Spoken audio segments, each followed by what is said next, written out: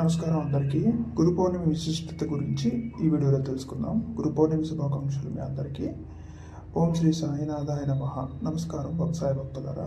ప్రతి సంవత్సరం వచ్చే గురు పౌర్ణమి రోజుకు ఎందుకు అంతటి విశిష్ట ఉంది?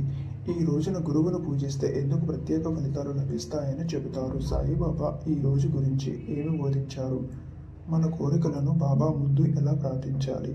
ఈ వీడియోలో ఈ విషయాలన్నింటినీ తెలుసుకుందాం. గురు పౌర్ణమి అంటే ఏమిటి? మొదటగా, గురు అంటే అజ్ఞానాన్ని తొలగించి జ్ఞానాన్ని ప్రసాదించేవాడు. పౌర్ణమి అంటే పూర్ణచంద్రుని రోజు. ఆషాఢ మాస పౌర్ణమి రోజున మహర్షి వేదవ్యాసుని జయంతిని కూడా జరుపుకుంటారు. అందుకే ఈ రోజును వ్యాస పౌర్ణమి అని కూడా పిలుస్తారు. ప్రపంచానికి వేదాలను విభజించి మహాభారతాన్ని రచించిన వ్యాస మహర్షికి కూడా కృతజ్ఞతగా ఈ రోజును గురు పూజ దినంగా జరుపుకుంటారు. సాయిబాబాకు గురు పౌర్ణమి ఎందుకు అంత ప్రత్యేకం? షిరిడిలో సాయిబాబా గురించి ఉన్న కాలంలోనే భక్తులు గురు పౌర్ణమి రోజున బాబాను తమ సద్గురువుగా భావించి పూజించడం ప్రారంభించారు. మొదట కొంతమంది భక్తులు మాత్రమే పూజించిన తర్వాత వేలాది మంది, నేడు లక్షలాది మంది భక్తులు గురు పౌర్ణమి రోజున షిరిడి వెళ్ళి సాయిబాబాని ఆశీస్సులు పొందుతున్నారు.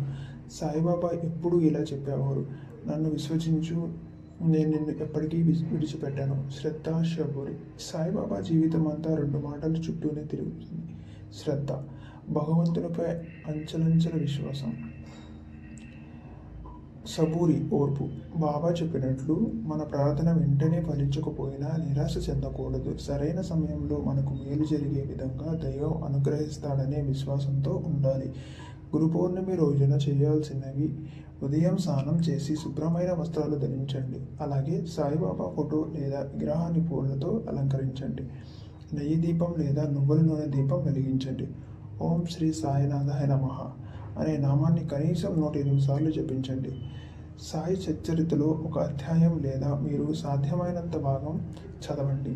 సాయిబాబాకు ఇష్టమైన నైవేద్యం సమర్పించి తర్వాత పేదలకు అన్నదానం లేదా మీరు చేతనే సహాయం చేయండి. కోరికలు ఎలా ప్రార్థించాలి? బాబా ముందు నిలబడి ఇలా ప్రార్థించండి: బాబా, నాకు ఏది నిజంగా మంచిదో అది ప్రసాదించండి. నాకు ధైర్యం ఇవ్వండి. సరైన మార్గంలో నడిపించండి. నా కుటుంబాన్ని కాపాడండి. భక్తి అంటే కేవలం కోరికలు అడగడం మాత్రమే కాదు, మన జీవితాన్ని మంచిగా మార్చుకోవాలని సంకల్పించడం కూడా ఒక చిన్న భక్తి కదా. ఒక భక్తుడు ఎన్నో సంవత్సరాలు ఉద్యోగం కోసం ప్రయత్నించాడు. ప్రతి గురు పౌర్ణమి రోజున సాయిబాబా వద్దకు వెళ్ళి ఒకే ప్రార్థన చేసేవాడు: బాబా, నాకు మంచిది ఏదైతే అదే ప్రసాదించు. మొదటి సంవత్సరం ఫలితం రాలేదు, రెండో సంవత్సరం కూడా రాలేదు. అయినా అతను శ్రద్ధ, సబూరి విడిచిపెట్టలేదు. కొంతకాలానికి అతనికి మంచి ఉద్యోగం వచ్చింది. తరువాత అతను ఇలా అన్నాడు: బాబా నా కోరికను వెంటనే నెరవేర్చలేదు, కానీ సరైన సమయంలో నాకు ఇంకా మంచిదాన్ని ఇచ్చాడు. ఈ కథ మనకు ఒక గొప్ప సత్యాన్ని గుర్తు చేస్తుంది: దైవం ఆలస్యం చేయవచ్చు, కానీ భక్తునికి మేలు జరిగే దానినే అనుగ్రహిస్తాడనే విశ్వాసంతో ఉండాలి.